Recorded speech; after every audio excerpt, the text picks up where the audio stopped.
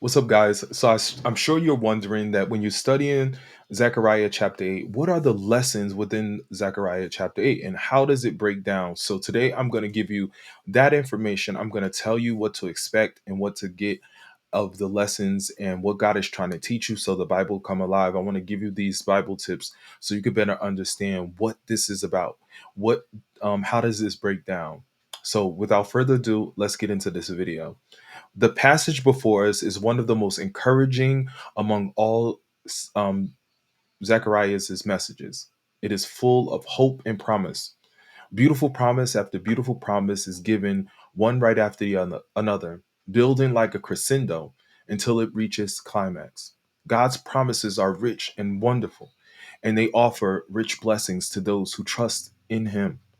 God's promises provide hope no matter how desperate the person may feel. They provide inspiration and encouragement no matter how hopeless our circumstances may seem. This hope is important to each of us as we face the trials of life.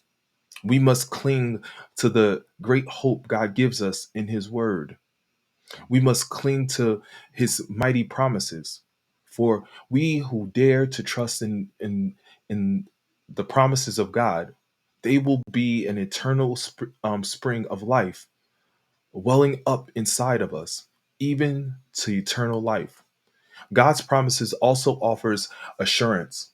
Zechariah's generation was in the need of such assurance. The returned exiles were despairing over their slow process on the temple.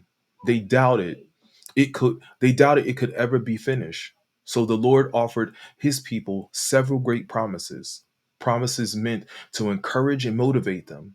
These promises, however, were not meant only for them. The promises also was meant for of that day and of God's people all over the world and even to this very day. This is the subject of the present passage. The title of this is The Promise of Restoration, a picture of God's people being restored and richly blessed in the promised land, also giving us an understanding of Christ's kingdom on earth to come. This also gives us a breakdown. Within this chapter, the breakdown is as follows. It's fivefold. What you'll see is the assurance of restoration, God's word and his love. You'll see this covered in chapter 8, verses 1 to 2. The second one is the results of the restoration, which will be God's promises, covered in verses 3 to 8. The third one is you'll see the encouragement of restoration. You'll hear God's word and be strong, complete the work of God for them rebuilding the temple. This is covered in verses 9 to 15. In 4, the life demanded by restoration. Given this is covered in verses 16 to 17. And the final one is the joyful day of restoration. This is covered in verses 18 to 23. I want to thank you for watching. God bless you. God bless your family. And I'll see you in the next video. What?